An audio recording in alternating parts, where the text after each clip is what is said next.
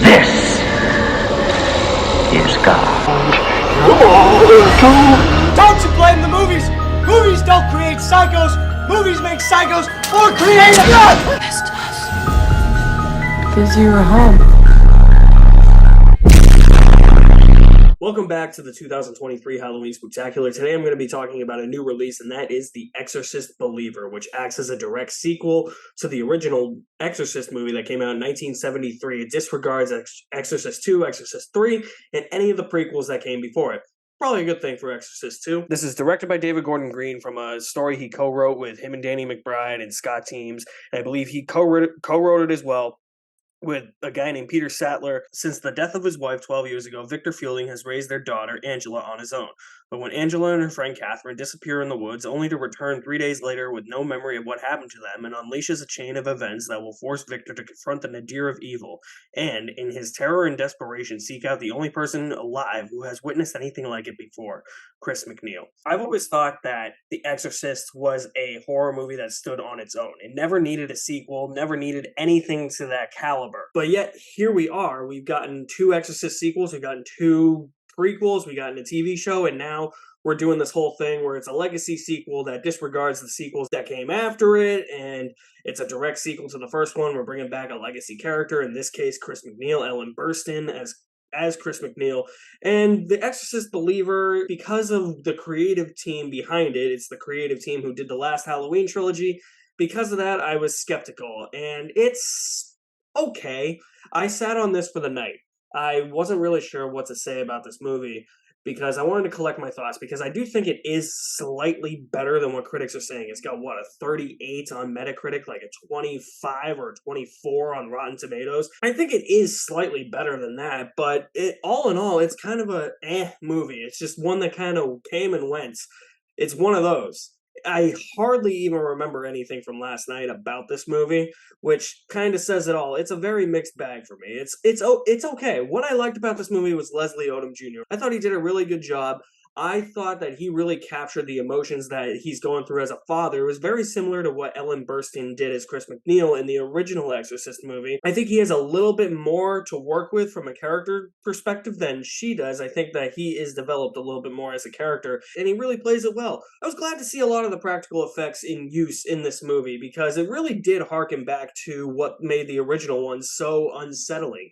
I wouldn't necessarily say that the original Exorcist scares me, but what makes it stand the test of time is that those practical effects really do hold up, and they could have done something wishy-washy, like make the faces of these 2 young girls CGI, but you could tell that there was actual makeup applied. You could tell that there was actual prosthetics applied as well, and I gotta appreciate the filmmakers for going down that route and actually taking the time and the effort, instead of using computer-generated images on a computer, to create those effects. The prosthetics, the makeup, the practical effects, even in the exorcism scenes, like there's people getting thrown around the room. If it was CGI, I couldn't really tell. There are moments of CGI, obviously, it's commonplace now in movies, but I couldn't really tell what they were. So good job for the movie for that. And surprisingly, there are a few jump scares here that actually I thought were actually pretty effective. There are some unexpected jump scares, some scenes where you think that something's going to happen and you try to pinpoint that. You know, I say this a lot about horror movies,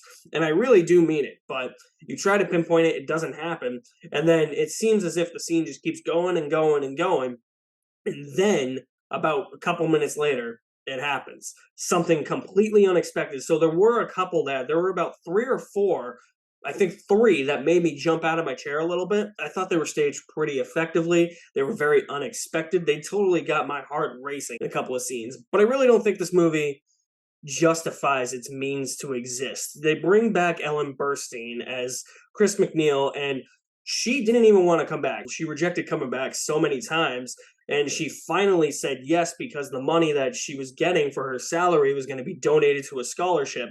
So you could tell that she doesn't want to be here, and it's pretty evident in her performance. Also, it's the character, how the character is handled. A legacy character like that should be handled better than this, because she's only in the movie for about 5 minutes. She shows up, she goes to a place, and then something happens to her, and she's out of the movie or incapacitated for the rest of the movie. And it felt like a waste of time. It felt like, why are we even doing this? So it felt like one of those things that was forced. It felt like, okay, we're doing a legacy sequel to The Exorcist. We have to have this in here.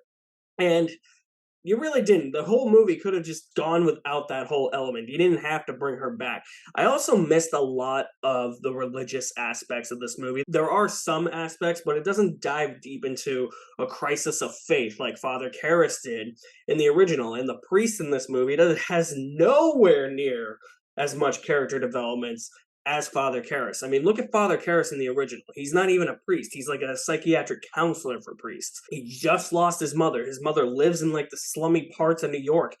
And now he has to go perform this exorcist with Father Merrin. And he really starts to question his faith along the way. There's nothing like that in this movie. The religious aspects are touched on, but they're only touched on briefly.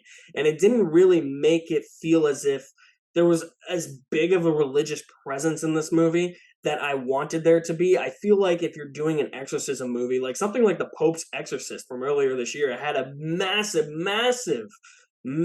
religious presence, of course, because it's a pope from the Vatican. And honestly, I think that that's a better Exorcist movie than The Exorcist Believer. And the story here just feels a bit bland.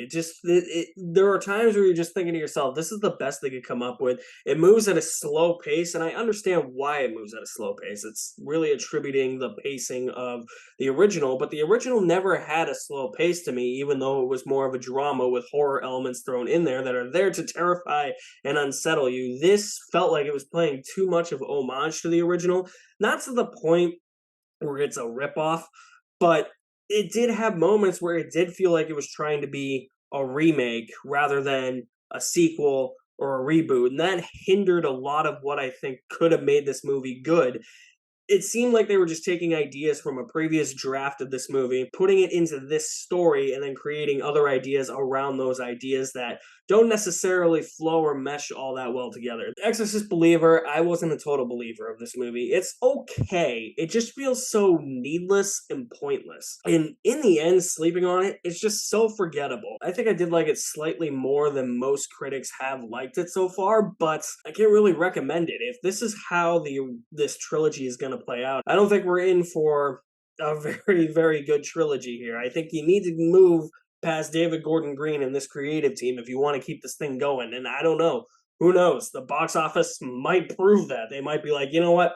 Let's scrap it. I think The Exorcist Believer is okay with half a bucket of popcorn. So if you guys have seen The Exorcist Believer, it is out in theaters this weekend. Let me know what you think about it. Drop me a comment in the comment section below with your thoughts on the movie. My name is Alex. Thank you for watching. I can't wait to talk about more horror movies very soon. I will leave my link to my website in the description below as well. I'll see you at the movies somewhere.